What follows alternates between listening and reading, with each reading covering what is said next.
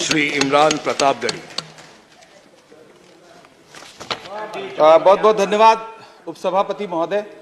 मैं अब्दुल वहाब साहब द्वारा लाए गए इस रेजोल्यूशन के समर्थन में बात करने के लिए खड़ा हूं। इसी थके हुए दस्ते तलब से मांगते हैं, इसी थके हुए दस्ते तलब से मांगते हैं, हम अपने जख्मों का मरहम तो कब से मांगते हैं। वो भीख मांगता है हाकिमों के लहजे में, हम अपने बच्चों का हक भी अदब से मांगते हैं। उपसभापति महोदय, ये जो रेजोल्यूशन है इसके जो महत्वपूर्ण एक दो बिंदु हैं, उसमें एक बात कही गई है कि सच्चर समिति के प्रतिवेदन और अन्य प्रतिवेदनों की सिफारिशों को कार्यान्वित किया जाए, जिसमें मुसलमानों के शैक्षिक और सामाजिक पिछड़ेपन पर चर्चा हो। उद्धृत कर रहा हूं मैं इसे। दूसरा पॉइंट है कि छात्रवृत्ति और शैक्षिक कार्यक्रमों को बहाल किया जाए और सुधारा जाए, जिससे उच्चतर शिक्षा भागीदारी में सुधार आए। मदरसों के आधुनिकीकरण की बात की गई।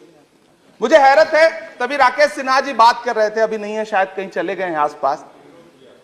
उन्होंने अपने भाषण में 23 बार सबका साथ सबका विकास की बात की। अभी गीता जी बोल रही थी, उन्होंने भी कहा कि सबका साथ सबका विकास का बजट आया है, लेकिन वो इसके ये जो रेजोल्यूशन है इसके विरोध में क्यों है, मैं समझ ही नहीं पा रहा।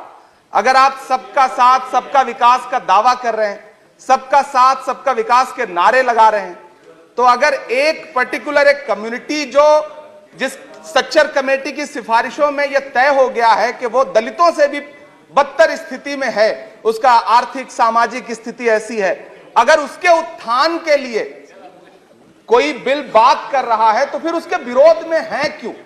दरअसल ये वही मानसिकता है जो लगातार काम कर रही है, जिसके तहत अमृत काल में भी जो बजट पेश किया जाता है उसमें जो अल्पसंख्यकों का बजट है उसमें 38% की कटौती की जाती है, और फिर कहा जाता है कि हम सबका साथ सबका विकास का दावा कर रहे हैं।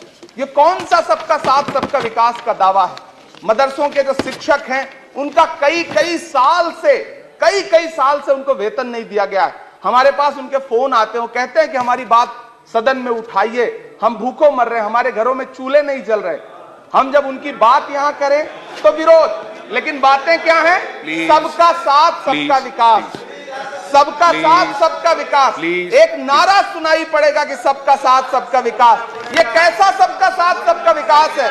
मैं सदन से यह पूछना चाहता हूं कि यहां सत्र चल रहा है उपसभापति महोदय, और इसी संसद से महज 800 मीटर की दूरी पर जंतर मंतर पर खड़े होकर के एक कार्यक्रम आयोजित होता है अभी 4 दिन पहले, और एक व्यक्ति वहां खड़ा होकर के सीधे आह्वान करता है कि ईसाइयों और मुसलमानों को काटना कब शुरू करोगे।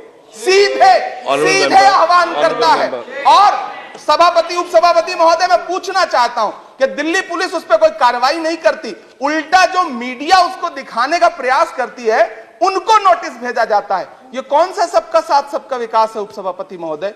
यह हम बहुत गंभीर लोग यहां बैठे, मैं उच्च सदन में बैठा हूं, मैं यहां खड़ा होकर के कहना चाहता हूं, यह कौन सा सबका साथ सबका विकास है उपसभापति महोदय? इसी दिल्ली में एक सांसद पाए जाते हैं, सत्ताधारी पार्टी के सांसद हैं, वो अपने कार्यक्रमों में सार्वजनिक मंचों पे खड़े होकर कहते हैं कि मुसलमानों का आर्थिक बहिष्कार करो।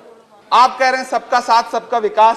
कैसे होगा सबका साथ सबका विकास जब सत्ताधारी पार्टी के सांसद आर्थिक बहिष्कार की अपील करेंगे और उनके खिलाफ एक मामला तक दर्ज नहीं होता। प्रधानमंत्री जी अपने भाषणों में सबका साथ सबका विकास की बात करते हैं, लेकिन आप देख रहे हैं आंखें देखी।